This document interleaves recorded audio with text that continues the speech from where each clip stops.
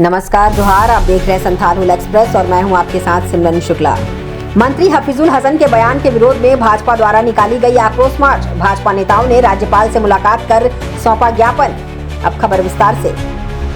केंद्र सरकार द्वारा लाया गया वक्फ बोर्ड पे नया कानून देश की राजनीति में हलचल पैदा कर चुका है। दरअसल मोदी सरकार द्वारा वक्फ बोर्ड के कार्यों पर संशोधन करने के लिए एक नया कानून लाया गया, जो देश भर में चर्चा का विषय बन चुका है। बता दें कि वक्फ पे नया कानून लागू होने के बाद मुस्लिम समुदाय अपना विरोध व्यक्त कर रहा है, वहीं विपक्षी दल भाजपा पर निशाना साधते हुए नजर आ रहे हैं। वक्फ बोर्ड पे लाए गए नए कानून पर झारखंड सरकार के अल्पसंख्यक मंत्री हफीजुल हसन ने बयान देते हुए कहा था कि संविधान हमारे हाथों में है और शरीयत हमारे दिल में। उन्होंने सख्त तेवर अपनाते हुए कहा था कि मुसलमान पहले शरीयत, उसके बाद संविधान को महत्व देते हैं और केंद्र सरकार ज्यादा भड़काए नहीं। अगर ऐसा हुआ तो सड़कों पर मारकाट तक हो सकती है। मंत्री हफीजुल हसन के इस बयान पर राज्य में सियासत गर्मा चुकी है।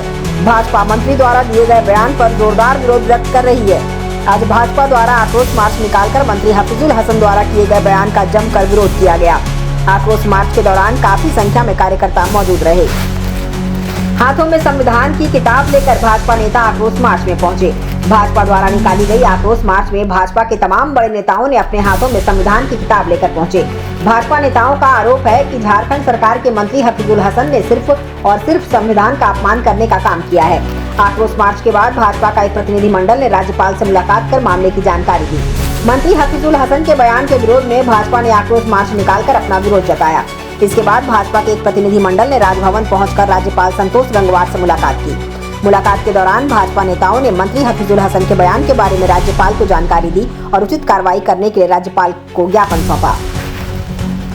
आक्रोश मार्च के दौरान प्रदेश अध्यक्ष बाबूलाल मरांडी, केंद्रीय मंत्री अन्नपूर्णा देवी, केंद्रीय राज्य मंत्री संजय सेठ, कार्यकारी अध्यक्ष रविंद्र राय, राज्यसभा सांसद दीपक प्रकाश, प्रदीप वर्मा, आदित्य साहू, विधायक सीपी सिंह, विधायक नवीन जायसवाल, पूर्व विधायक समरीलाल, डॉक्टर जीतू चरण राम कुमार पाहन, प्रदेश मीडिया प्रभारी शिव पूजन पाठक, महानगर अध्यक्ष वरुण साहू, प्रदेश प्रवक्ता रात्यानाज सहित भाजपा के कई कार्यकर्ता मौजूद थे।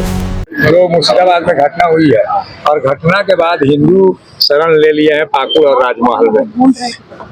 ममता बनर्जी का दूसरा नाम तुष्टीकरण की राजनीति।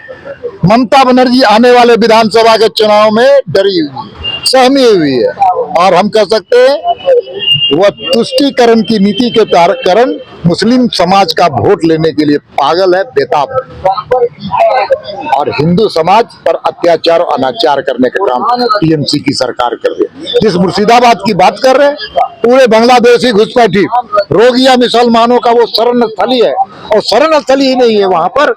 उसके माध्यम से कौन बांग्लादेशी किस जिले में जाएगा, किस कहां पर नौकरी करेगा, वहां तय होता है।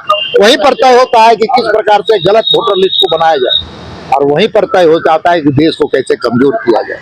इसलिए मुर्शिदाबाद की घटना, राष्ट्र विरोधी शक्तियां वहां पर सक्रिय है और जब सीआरपीएफ के हाथों में कमान वहां के उच्च न्यायालय देता है तो ममता बनर्जी को छटपटाहट होती है, घबराहट होती है। न्याय वहां होगा, कानून का राज चलेगा पूरे देश में और हारने वाले को हरिनाम मिलेगा इस बार बंगाल में। है कि शरीयत संविधान से बड़ा है। ये अपने आप में बने संविधान के साथ अपमान है, क्योंकि भारत सरकार के जो मंत्री होते हैं, आप सब को ध्यान में होगा, जो वो शपथ लेते हैं, शपथ में वो क्या कहते हैं कि मैं विधि द्वारा स्थापित संविधान के प्रति सच्ची श्रद्धा और निष्ठा रखूंगा। लेकिन आज झारखंड सरकार के मंत्री ने उस शपथ का जिसको दरकिनार करके उन्होंने कहा कि भाई संविधान से बड़ा उनके लिए शरीयत है और इसलिए हम सब लोग महामहिम जी से मिले थे।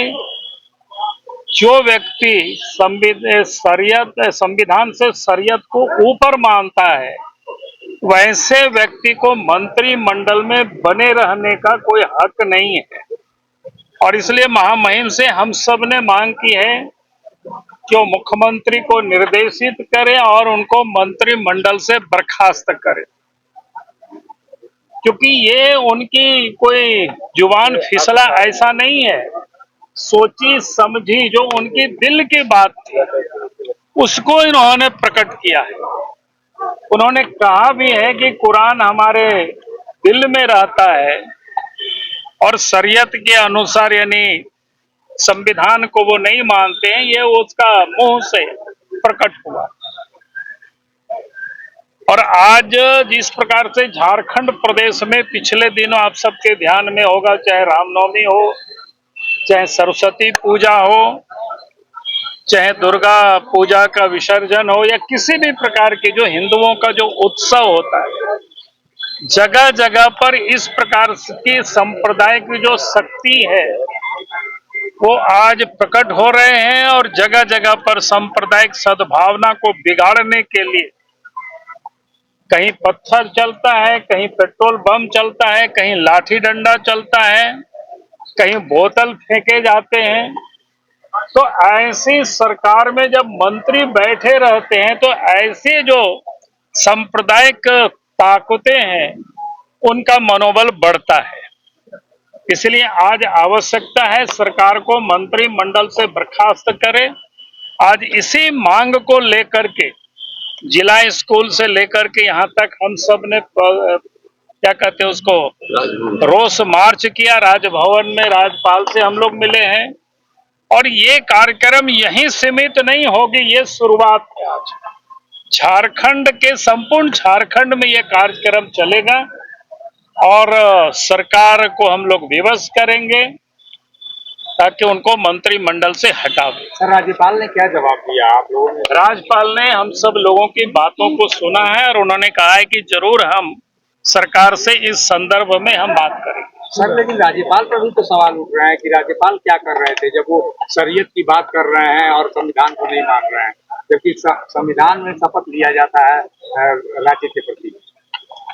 राज्यपाल के पास हम सब लोग भी गए हैं, उनके भी संज्ञान में बातें हैं।